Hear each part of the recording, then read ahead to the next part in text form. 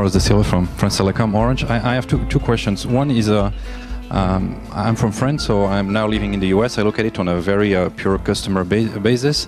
When I look at what happens in France in competition for the end user, it means a triple play service for $45, so telephone, internet, and television. When I look at in Northern Virginia, if I have a choice between Comcast and Fios, for that same triple play, it's more on the $130 range, and it's the same for Comcast and Verizon. So I don't see, even though there is competitions, because I have the choice between these two providers, plus Dish, DirecTV, and so on. So there is competition, but yet I don't really see any impact on price, and definitely not comparable to what happened in Europe. So my first question is, what could explain that? Because there is competition. It's just really doesn't mean anything to the customer. That's the first question. The second question is, when the price points, which are high, I think in the US, will go down and will be what they are in Europe, more or less. It meant a lot of changes in structure for France Telecom and other operators in Europe. I don't see these strong strategic reorganizations happening in the US. There are mergers and acquisitions, but the resulting companies are still organized the same way, still with the same strategy. And I think it's the same thing in Canada. So my first question is, why the competition is not resulting in lower price? And two, when do you think it will have a strong impact on the orientations that the big companies are taking in the US? Okay, I'm going to give that to my panelists first. I obviously have opinions about it, but it's your show. I mean, on the competition piece, there's two providers in the same area that know the market, know the demographics well, and you could argue a duopoly. Two does not necessarily mean lower prices. It'll all become incumbent upon what are the differentiating services over time. And again, in the case of both, Comcast or cable company providing voice services and a telephone company providing video services, those are fairly new. So I think it's still early, and I think also two doesn't necessarily mean you get a better rate. So I think you have to look at it this way. No one says you have to bundle as a customer. No one forces you into a bundle. I think that there's ways in which carriers will package things to make it more financially attractive, but no one says you have to bundle. And so if you look at that same Northern Virginia, I guess, market, in the video space, you have 4 providers.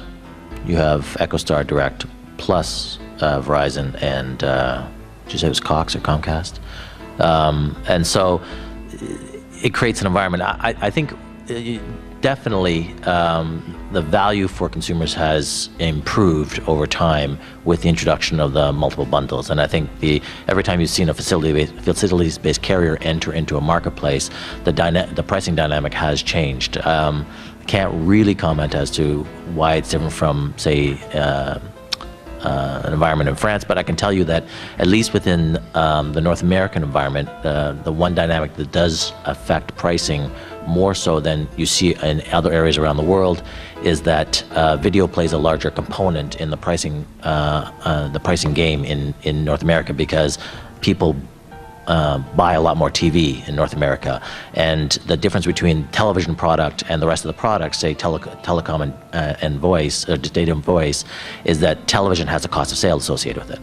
So it's not like the data and voice product where you don't have a significant cost of sale component. So that may have some impact on pricing as part of the equation. Now, this is an interesting question for those of you who are North America based. Looking at all the services and all the features that you've got, is price really out of whack, or is it kind of tolerable? We'd all like to pay less, of course, all of us, all the time. But is the pricing really out of whack? Hands up. How many people think that basically the prices are sort of in the line of the value you're getting? Hands up.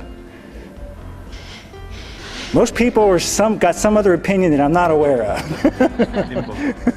But Carlos's point is valid. So is Mike's. I mean, the reason that football player salaries haven't gone down is because of television advertising rights.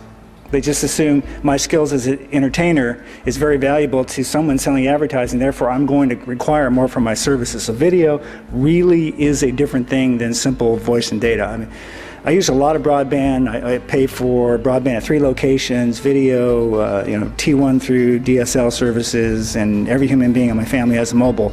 And I have to tell you, I actually am not upset with the pricing. The pricing is actually not something I worry about. I think that things are fairly well priced, but I mean, maybe I'm just living on a different planet. I don't know. I think just a comment on that point. I mean, I used to live in London, and I agree that for triple play, you'd be paying like $50 a month.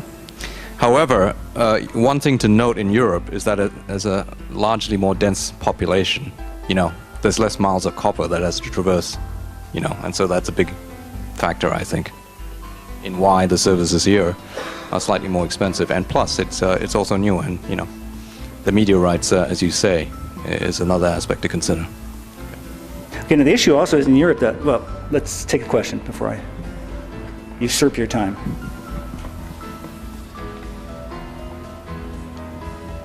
Now, one of the ideas behind competition is for consumers to get increasingly better value.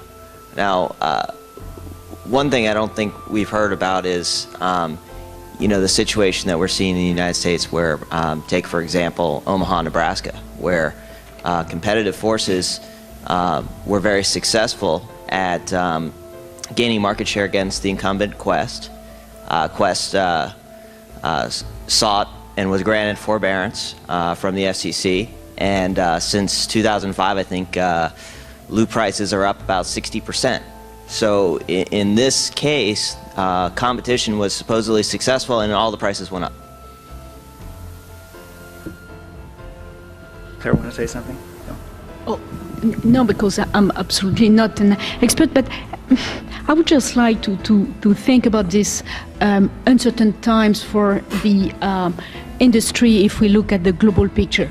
Meaning that if we look at the markets where you can be a new entrant or an incumbent and still, let's say, win a lot of money with ARPU less than $5, and how do you do? And how do you manage the changes in the technology, the changes in the organization, the changes in the skill, and still addressing the needs of those specific markets? And it's about how we can obviously develop some of the technologies, but it's about all the things that are around that. So I think that we have to question ourselves, wherever we are, North America, European, whatever, on what are our business model, and can we revisit, question them every day so as to be sure that we are delivering the best technology at the best price for the services that are needed. And I think that it's something that we really have to reconsider, because we are maybe sometimes too much in our, let's say, business model and not re-questioning them. But I think that it's important. I think that Pete may have exactly, or may share my views about how we can deliver more value even in difficult, tough markets with low value, with low density, delivering the WiMAX, or at the contrary, looking at Singapore or Hong Kong, where obviously you do not have the same density of population. But here again, you may have very low ARPU and a lot of money to do. I want to make sure I get your questions before I ask one more. We're okay for the moment? Okay, one of the things that always comes up in any discussions of how you improve the benefits of competition is access. Several of the panelists have already commented that access is a major problem. We would do more if we could get access to the access pipes, basically. Claire, on the other hand, has raised a legitimate point about getting investment in sufficient amounts so that you can actually build a fiber to the wherever network. So, part of my job is I have to be fair to all sides of a debate. It's a serious issue. If I'm an investor, I probably don't want to hear that there's a mandatory wholesale regime for optics to the home services, because it kills the business model, right? Now, if I'm a competitor, I also don't want to have anybody tell me when that copper goes away, you no longer have unbundled access. I mean, you may complain now, but you won't have the right of access physically anymore once that pipe gets built. And these are